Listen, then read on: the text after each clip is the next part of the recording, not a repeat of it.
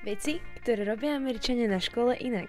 Fyzické tresty. V 46 štátoch ešte stále majú fyzické tresty, hlavne na privátnych školách, tam si to môžu zaviesť takto a je to úplne v pohode legálne. V 17 štátoch sa s tým môžete stretnúť aj na verejnej strednej a potom mňa sa pýtajú, že či žijeme na Slovensku v dobe kamennej.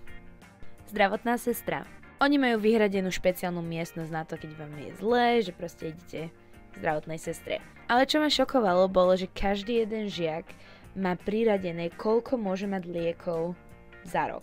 A ja som dneska zistila, že môže mať jeden Ibalgin a nejaký jeden Ibuprofen. Pokiaľ vám je častejšie zlé a vaši rodičia proste není, že napíšu, tak môžete trpieť.